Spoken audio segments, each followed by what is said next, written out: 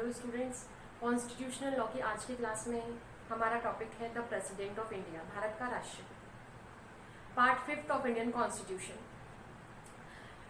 सबसे पहले तो ये बात जान लेनी जरूरी है कि यूनियन एग्जीक्यूटिव का एक इम्पॉर्टेंट पार्ट है ये चैप्टर हमारा द प्रेसिडेंट। यूनियन एग्जीक्यूटिव में प्रेसिडेंट भी शामिल है, द वाइस प्रेसिडेंट भी हमारे शामिल है, अटॉर्नी जनरल भी शामिल है, council of ministers, prime minister, ये सब शामिल होते हैं, जिनके बारे में हम हमारे आगे के लेक्चर्स में बात करेंगे। आज इसमें से यूनियन एग्जीक्यूटिव में से एक पार्ट हम लोग डिस्कस करेंगे, द प्रेसिडेंट, भारत के राष्ट्रपति। सबसे पहले हम लोग बात करेंगे आर्टिकल 52 की, जो डिक्लेरेशन आर्टिकल है, जो ये घोषणा करता है कि there shall be a president of India. कई बार एग्जाम्स में, कॉम्पिटिशन एग्जाम्स में भी क्वेश्चन आ जाता है, ये डायरेक्ट आपको स्टेटमेंट दे दिया जाता है कि there shall be president of India, Bharat का एक राष्ट्रपति होगा। कौन सा अनुच्छेद बताता है ये बात, कौन सा अनुच्छेद कहता है? तो हमारा जवाब होगा अनुच्छेद 52, आर्टिकल 52। ठीक है, तो आर्टिकल 52 घोषणा करता है किस बात की, कि भारत का एक राष्ट्रपति होगा। अब देखिए, अगर हम लोग प्रेसिडेंट की पोजीशन की बात करते हैं तो president is the head of union executive. संघ की जो कार्यपालिका होगी उसका प्रमुख होगा राष्ट्रपति, यानी कि संघ की जितनी भी कार्यपालिका शक्ति है वो सारी की सारी किस में वेस्टेड होगी, वो पावर होगी प्रेसिडेंट के पास में। ठीक है, कार्यपालिका से संबंधित जितने भी काम किए जाएंगे वो राष्ट्रपति के नाम से किए जाएंगे, राष्ट्रपति में सारी शक्तियां निहित होगी। आर्टिकल 53 भी यही बात कहता है कि executive power of the union, union की, संघ की, केंद्र की जो कार्यपालिका शक्ति होगी वो किस में वेस्टेड होगी, vested in the president of India, Bharat के राष्ट्रपति में निहित होगी। प्लस भारत का राष्ट्रपति जो होगा वो अपनी इस शक्ति का प्रयोग भारत के संविधान के अनुसार करेगा। ठीक है, इसके अतिरिक्त अब हम बात करें 58 की। आर्टिकल 58 बात करता है क्वालिफिकेशंस ऑफ प्रेसिडेंट के बारे में, कि एक व्यक्ति को प्रेसिडेंट अपॉइंट होने के लिए उसमें क्या क्या क्वालिफिकेशंस होनी जरूरी है। तो कोई भी पर्सन जो सिटीजन ऑफ इंडिया हो, क्वालिफिकेशन की अगर आर्टिकल 58 बात करता है तो कोई भी पर्सन जो भारत का नागरिक हो राष्ट्रपति चुनाव के लिए खड़ा हो सकता है, प्लस उसने अपनी 35 ईयर्स ऑफ एज कंप्लीट कर लिए हो। ठीक है, 35 वर्ष का वो हो चुका हो। इसके अलावा क्वालिफाइड फॉर इलेक्शन, मतलब वो क्वालिफाइड हो, qualified for the election of house of parliament, या लोकसभा की बात करते हैं हम लोग, अपर हाउस की बात करते हैं। लोकसभा का सदस्य निर्वाचित होने के लिए वो क्वालिफाइड होना चाहिए, मतलब उसमें उतनी क्वालिफिकेशन तो होनी चाहिए कि वो लोकसभा का सदस्य निर्वाचित हो सके।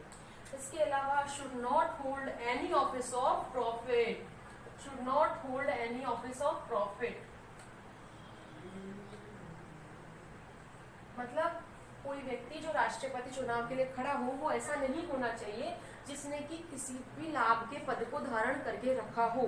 ऑफिस ऑफ प्रॉफिट से हमारा मतलब है कि सेंट्रल गवर्नमेंट या स्टेट गवर्नमेंट के अंदर वो कोई जॉब कर रहा हो, या फिर इन दोनों सरकारों के अधीन किसी स्थानीय प्राधिकारी या अन्य प्राधिकारी के अधीन वो किसी पद पर काम कर रहा हो।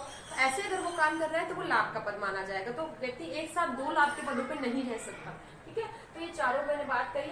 3 हमारी क्वालिफिकेशंस हो गई। फर्स्ट, सिटीजन ऑफ इंडिया वो होना चाहिए, 35 वर्ष की आयु उसने पूरी कर ली हो। इसके अलावा वो लोकसभा का सदस्य बनने के लिए क्वालिफाइड होना चाहिए।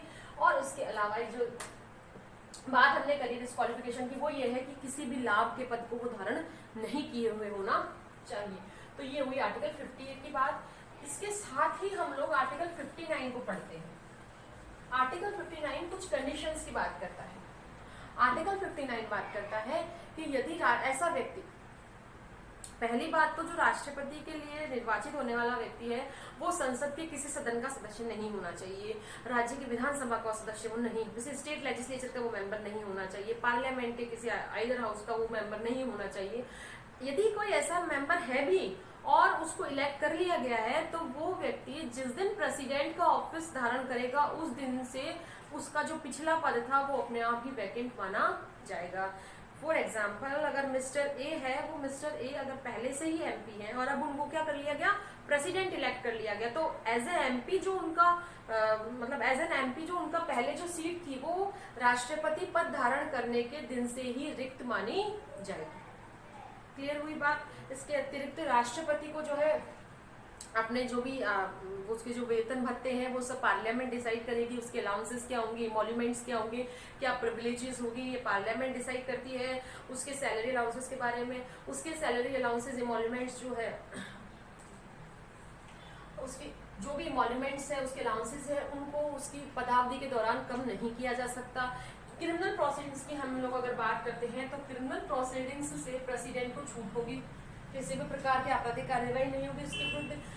यदि सिविल प्रोसीडिंग्स जो है वो चलाई जा सकती है, लेकिन उसमें भी 2 मंथ्स का जो है वो प्रायर नोटिस देना जरूरी होगा, कि 2 महीने का जो है वो पूर्व नोटिस देना राष्ट्रपति को जरूरी होगा। बाकी क्रिमिनल प्रोसीडिंग्स से तुम उसको प्रिविलेजेस प्राप्त होगी। इसके अलावा वो जो शासकीय निवास है उनको फ्री में वो वहां पर रहते हैं, उसका कोई किराया उनको नहीं देना होता है। तो ये कुछ कंडीशंस हैं इंपॉर्टेंट, जिसके बारे में आर्टिकल 59 बात करता है। फिर हम बात करते हैं ओथ की, शपथ की, कि ऐसा व्यक्ति जो राष्ट्रपति के लिए के रूप में निर्वाचित हो चुका है वो शपथ किसके समक्ष लेगा। तो राष्ट्रपति जो है वो अपनी शपथ लेता है सीजीआई के समक्ष, चीफ जस्टिस ऑफ इंडिया के सामने। यदि चीफ जस्टिस ऑफ इंडिया नहीं है उनकी, तो उनकी अनुपस्थिति में सीनियर जज ऑफ सुप्रीम कोर्ट, जिसको भी वो बताएं सीनियर जज ऑफ सुप्रीम कोर्ट का जो वरिष्ठतम न्यायाधीश है उसके सामने, तो या तो सीजीआई होने चाहिए, तो हमारे जो चीफ जस्टिस ऑफ इंडिया उनके समक्ष ओथ लेंगे प्रेसिडेंट, या फिर अगर उनकी एब्सेंस में सीनियर जज ऑफ सुप्रीम कोर्ट। ठीक है, इसके आगे हम लोग बात करते हैं री इलेक्शन ऑफ प्रेसिडेंट की। तो क्वेश्चन ये है हमारे सामने कि क्या कोई व्यक्ति जो एक बार प्रेसिडेंट बन चुका है, क्या वो दोबारा से प्रेसिडेंट का इलेक्शन लड़ सकता है, वो चुनाव लड़ सकता है। आर्टिकल 57 उसका जवाब देता है यस। कितनी ही बार वो राष्ट्रपति का चुनाव लड़ सकता है, इसकी कोई सीमा नहीं है। फिर बात करते हैं हम लोग आर्टिकल 56 की, जो राष्ट्रपति के टेन्योर के बारे में बात करता है, उसकी पदावधि के बारे में। भाई एक बार कोई व्यक्ति जो राष्ट्रपति का पद धारण कर लेता है वो कितनी अवधि तक राष्ट्रपति का पद धारण करके रख सकता है, तो उसका जवाब हमें देता है आर्टिकल 56। ये बताता है कि कोई व्यक्ति जो एक बार, आर्टिकल 56 कहता है हमें कि जो व्यक्ति एक बार राष्ट्रपति के रूप में निर्वाचित हो जाता है वो 5 साल तक, 5 इयर्स तक जो है वो अपने पद को धारण करके रख सकता है। ठीक है, 5 वर्षों तक वो उस अपने अवधि पर रह सकता है। इसके अलावा आर्टिकल 56 में कुछ कंडीशंस भी बताई गई। मान लीजिए कि अगर वो व्यक्ति प्रेसिडेंट अभी चाहे कि मैं पद पे नहीं रहना चाहता, तो वो क्या रेजिग्नेशन दे सकता है। तो आर्टिकल 56 कहता है यस, वो रेजिग्नेशन दे सकता है, लेकिन जो उसका अपना पद त्याग करेगा उसको किसको संबोधित करेगा, वाइस प्रेसिडेंट को। वो वाइस प्रेसिडेंट को संबोधित करते हुए अपना त्याग पत्र दे सकता है। साथ ही उसे इसकी तुरंत सूचना लोकसभा अध्यक्ष को भी देनी होती है। ये कहानी हो गई यहाँ तक खत्म। फिर उसके बाद में कोई और भी तरीके हो सकते हैं राष्ट्रपति को निकालने के। हाँ, जैसे आर्टिकल 61, जिसके बारे में हम लोग बात करेंगे। आर्टिकल 56 ही कहता है, आर्टिकल 61 में इम्पीचमेंट के थ्रू अगर मान लीजिए राष्ट्रपति ने भारत के संविधान का उल्लंघन कर रहा है, उसकी वो पालना नहीं कर रहा है, उसके अकॉर्डिंग वो काम नहीं कर रहा है, तो राष्ट्रपति को उसकी पद के अवधि के बीच में भी कभी भी उसको उसके पद से हटाया जा सकता है, आर्टिकल 61 में जो महाभियोग की प्रक्रिया दे देगी उसके थ्रू। ठीक है, फिर एक कंडीशन और आर्टिकल 56 आपको बताती है कि जब तक राष्ट्रपति का उत्तराधिकारी नहीं आ जाता है तब तक राष्ट्रपति अपने पद पर बना रहेगा, भले 5 साल से ज्यादा समय हो जाए। तो वो तब तक उस सीट पर रहेगा, अपने ऑफिस को वो तब तक होल्ड करके रखेगा जब तक कि उसका सक्सेसर नहीं आ जाता है। तो ये कुछ इंपॉर्टेंट बातें थी जो कि हमें आर्टिकल 56 में मिलती है। फिर आर्टिकल 56 के साथ ही हम आर्टिकल 62 को भी रीड आउट करते हैं। इन दोनों को साथ साथ पढ़ना जरूरी हो जाता है, क्योंकि आर्टिकल 62 हमें 2 सवालों का जवाब देता है। आर्टिकल 62 जो है हमारे 2 सवालों का जवाब देता है।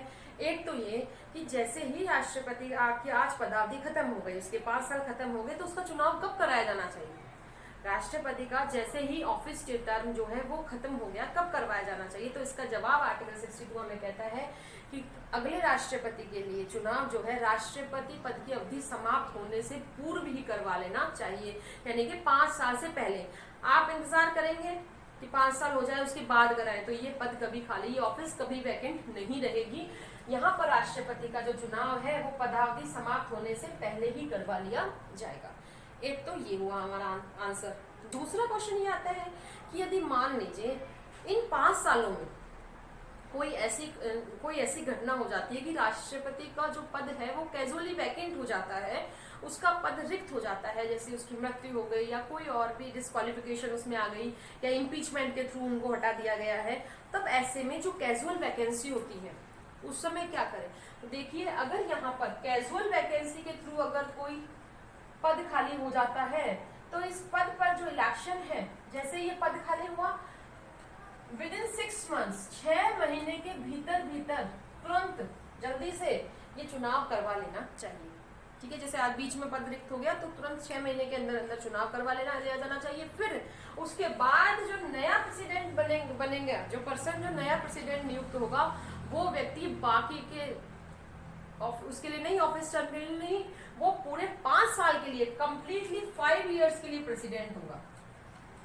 कंप्लीटली 5 इयर्स के लिए, मतलब वो अपना ऑफिस टर्म पूरा करेगा। ऐसा नहीं है कि जो बचा हुआ छोड़कर गया है, जैसे 2 साल बाद मिस्टर ए को निकाल दिया, मिस्टर बी इलेक्ट हो गए तो वो बचे हुए 3 साल के लिए होंगे, ऐसा नहीं है। आर्टिकल 62 कहता है कि अगर कैजुअल वैकेंसी के थ्रू हमने ये भरा है तो भी जो नया प्रेसिडेंट इलेक्ट होके आएगा वो भी कंप्लीटली पूरे 5 इयर्स तक के लिए प्रेसिडेंट होगा। क्लियर हो गई? तो इसलिए आर्टिकल 62 यहाँ पर हम आर्टिकल 56 के साथ में पढ़ते हैं। फिर बात आती है चुनाव के बारे में, तो आर्टिकल 54 प्लस आर्टिकल 55, इन दोनों का कॉम्बो हम पढ़ते हैं। आर्टिकल 54 हमें बताता है हु कैन वोट, कि भाई प्रेसिडेंट का इलेक्शन तो होगा, ठीक है। अब वो वैसे तो प्रत्यक्ष रूप से तो होता नहीं है, परोक्ष रूप से होता है। एमपीज के वोट होंगे, एमएलएस के वोट होंगे, लेजिस्लेटिव असेंबलीज के वोट होंगे। तो उसी का जवाब आर्टिकल 54 हमें देता है कि who can vote in the election of president. President के इलेक्शन में कौन वोट करेगा, कौन वोट कर सकता है? तो उसका जवाब हमें आर्टिकल 54 देता है members of Lok Sabha. First answer देता है हमें members of Lok Sabha plus members of Rajya Sabha plus members of legislative assemblies, राज्य विधानसभाओं के सदस्य। अब देखिए, इंक्लूडेड दिल्ली एंड पुडुचेरी। देखो, प्रेसिडेंट के इलेक्शन में वोटिंग कौन कर सकता है, उस क्वेश्चन का आंसर देगा हमें आर्टिकल 54। आर्टिकल 54 के अनुसार लोकसभा के सदस्यों को मत देने का अधिकार है, राज्यसभा के सदस्यों को मत देने का अधिकार है, राज्य विधानसभाओं के सदस्यों को मत देने का अधिकार है, members of state legislative assemblies, इसमें दिल्ली एंड पुडुचेरी भी शामिल है। अब गौर करने की बात यह है कि यहाँ केवल लेजिस्लेटिव असेंबलीज की बात की गई है, लेजिस्लेटिव काउंसिल्स की बात नहीं की गई है। राज्य विधानसभाओं के सदस्यों को मत देने का अधिकार है या विधान परिषदों की बात नहीं की गई है। दिल्ली और पुडुचेरी में चूंकि लेजिस्लेटिव असेंबलीज है, इसलिए इनको भी यहाँ इंक्लूड किया गया है। तो यहाँ पर जब स्टेट की हम लोग बात करेंगे तो स्टेट की डेफिनेशन में दोनों भी यहाँ पर इंक्लूड होंगे। क्लियर? इसके अलावा जो नॉमिनेटेड, मतलब एक्सक्लूड किसको कर दिया? पहली बात तो ध्यान देने की ये है कि जो लेजिस्लेटिव काउंसिल्स है वो वोट नहीं कर सकते, जहां जहां लेजिस्लेटिव काउंसिल्स है वो वोट नहीं कर सकते। दूसरी बात ये कि जो नॉमिनेटेड मेंबर्स है वो वोट नहीं कर सकते। भाई राष्ट्रपति द्वारा जो नॉमिनेटेड मेंबर्स होते हैं वो वोट नहीं कर सकते। फॉर एग्जाम्पल अगर हम बात करें तो सचिन तेंदुलकर वोट नहीं कर सकते प्रेसिडेंट की इलेक्शन में, क्योंकि वो नॉमिनेटेड मेंबर है। क्लियर? फिर आगे बात करते हैं इसके मैनर की। तो आर्टिकल 55 तरीका बताता है कि परसेंट किस तरह से एमपी के वोट का मूल्य क्या होगा, एमएलए के वोट का मूल्य क्या होगा, इस तरीके की आर्टिकल 55 वो प्रोसीजर बताता है। इनके साथ ही हम बात करें आर्टिकल 71 की।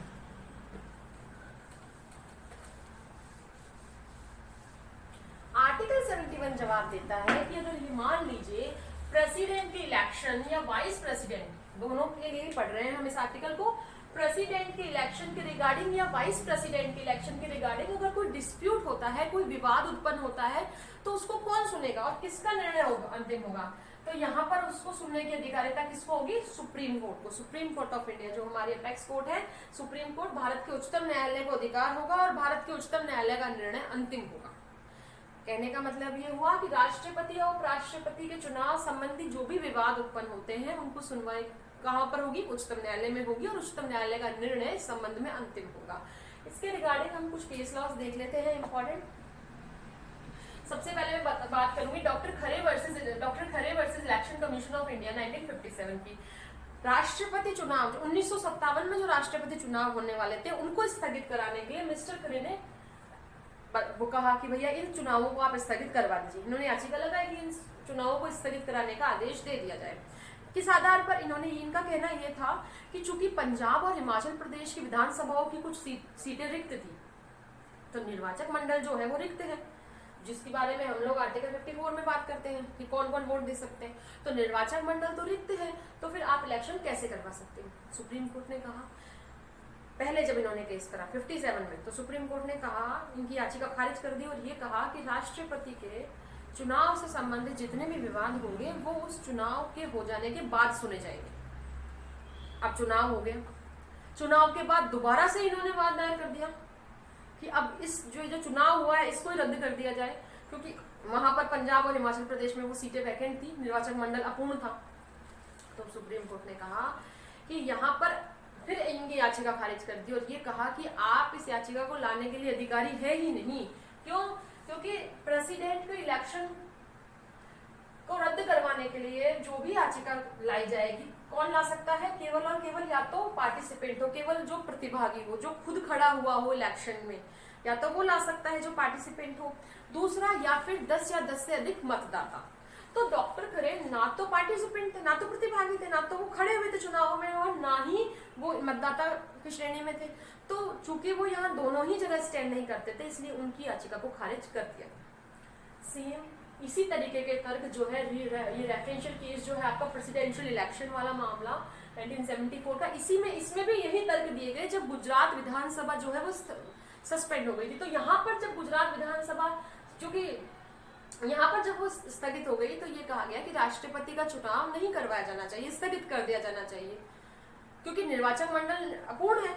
यहाँ पर भी सुप्रीम कोर्ट ने ये कहा कि भाई राष्ट्रपति का चुनाव जो है वो राष्ट्रपति वो पहले मतलब जैसे ही पद को रिक्त होने से पूर्व ही करवा लिया जाना चाहिए, और अगर निर्वाचक मंडल में किसी प्रकार की रिक्तता भी है तो भी इससे चुनाव पर कोई फर्क नहीं पड़ता है। ठीक है, तो यहाँ पर दोनों ही मामले इस तरीके के हो गए। फिर हम लोग बात करते हैं आज के हमारे सबसे इंपॉर्टेंट आर्टिकल के बारे में, article 61 procedure for impeachment of the president of India. Bharat के राष्ट्रपति का जो इम्पीचमेंट है, कैसे उनको उनके पद से हटाया जा सकता है, कैसे उनके खिलाफ महाभियोग की क्या प्रक्रिया होगी, उसके बारे में आर्टिकल 61 हमें बताता है। इसके ऊपर अलग से भी आप लोगों का क्वेश्चन, शॉर्ट क्वेश्चन जो है वो आते हैं। सबसे पहले हम इसके पर्पस की बात करते हैं। आर्टिकल 61 हमें महाभियोग की प्रक्रिया बताता है, जिसका पालन करके राष्ट्रपति को उसकी पदावधि समाप्त होने से पूर्व ही हटाया जा सकता है। एक बात तो ये। दूसरी बात ये कि कब हटाया जाता है राष्ट्रपति को? For violation of the constitution, जब वो संविधान की पालना नहीं करता या फिर जब वो अपने कार्यों को संविधान के अनुसार नहीं करता है तो उसको उनके पद से हटाया जा सकता है। ये तो हुआ इसका।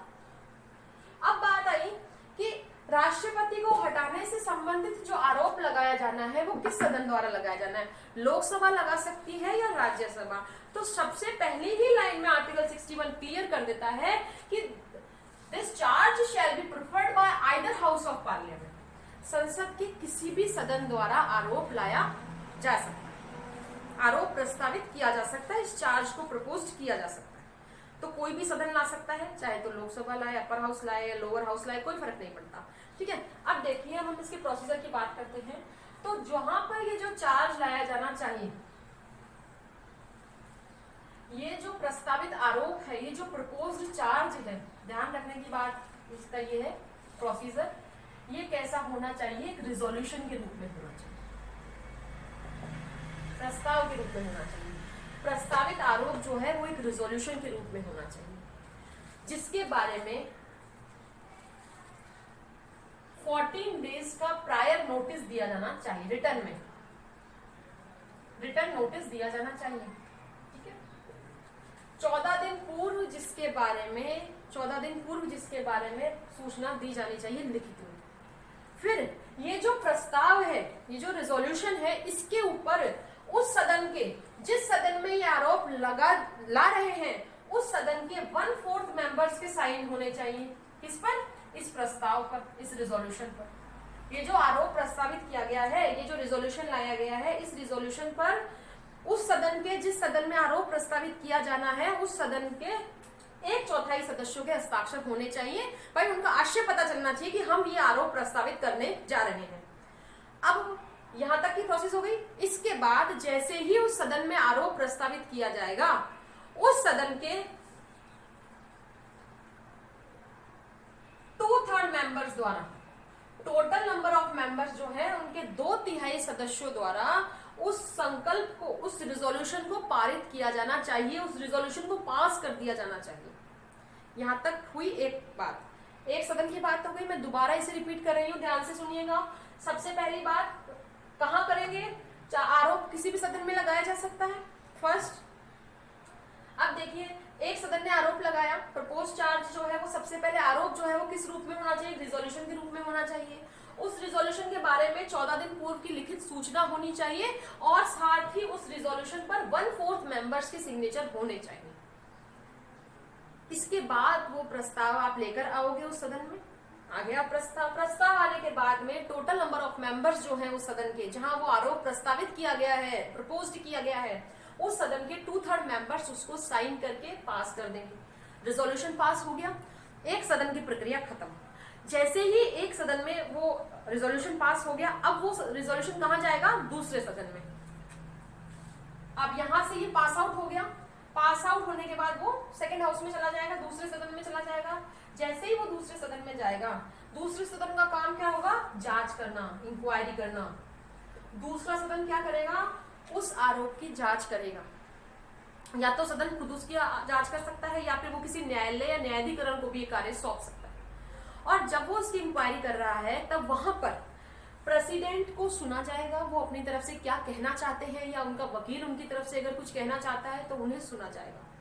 ये सारी प्रोसीजर होने के बाद में उस सदन, सेकंड जो सदन है आपका, जहां पर जांच हो रही है, सारी इंक्वायरी हो गई, राष्ट्रपति को सुन लिया गया, उसने जो कहना था खुद ने कह दिया या अपने वकील की, उसके वकील ने उसकी तरफ से कह दिया। ये सब होने के बाद में उस सदन के 2/3, वही उस सदन के 2/3 सदस्यों के बहुमत द्वारा अब वापस से ये डिक्लेरेशन, ये प्रस्ताव पारित कर दिया जाएगा। और उस प्रस्ताव पारित करने के ये होगा कि भाई ये आरोप जो है सिद्ध हो जाते हैं। अगर वो आरोप सिद्ध हो गए तो ये साफ उसमें प्रस्ताव पारित करके कह दिया जाएगा कि आरोप सिद्ध हुए पाए जाते हैं, या राष्ट्रपति दोषी पाए जाते हैं या नहीं पाए जाते, वो अपना सारा रिजल्ट बता देंगे। अब देखिए, इंक्वायरी यहाँ पर 2/3 मेजोरिटी से जैसे उन्होंने प्रस्ताव पारित कर दिया, रिजोल्यूशन पास कर दिया। रिजोल्यूशन पास करने का इफेक्ट क्या होगा? तो रिजोल्यूशन पास करने का इफेक्ट ये होगा कि जिस डेट पर रिजोल्यूशन पास किया जाएगा, उस दिन से राष्ट्रपति अपने पद से मुक्त माने जाएंगे, उस दिन से वो अपने पद से हटे हुए समझे जाएंगे। क्लियर हो गई बात? यहाँ तक हमने समझ लिया था। प्रपोजल हम लेकर आए हैं रिजोल्यूशन के रूप में, जो होगा 14 दिन का प्रायर नोटिस आप रिटर्न में देंगे। 1/4 मेंबर्स के उस प्रपोजल पर साइन होंगे। 2/3 मेंबर्स फिर उसी सदन के जो आरोप लेकर आया है उसको पास करेंगे रिजोल्यूशन को। नेक्स्ट हाउस में वो जाएगा जहां पर उसकी इंक्वायरी होगी। इंक्वायरी सदन या तो खुद करेगा या किसी न्यायालय न्यायाधिकरण को काम सौंपेगा। इंक्वायरी के बाद अगर सिद्ध हो गया कि ठीक है, 2/3 मेजोरिटी से वो सदन जो इंक्वायरी कर रहा था इस रिजोल्यूशन को पास करेगा और बता देगा कि भैया ये राष्ट्रपति जो है इस तरह से दोषी है। राष्ट्रपति को यह सुना भी जाएगा, ठीक है, उसको उनको सुनवाई का अधिकार दिया जाएगा। इसके बाद 2/3 मेजोरिटी से जैसे ही यहाँ प्रस्ताव पारित हो गया, उनके खिलाफ आरोप साबित हो गया, उस दिन से राष्ट्रपति अपने पद से हटे हुए माने जाए। तो ये थे हमारी आज की क्लास के कुछ इंपॉर्टेंट आर्टिकल्स। अब हम हमारी अगली क्लास में पावर्स ऑफ प्रेसिडेंट के बारे में बात करेंगे, ठीक है। तब तक के लिए stay home, stay safe. Thank you all of you.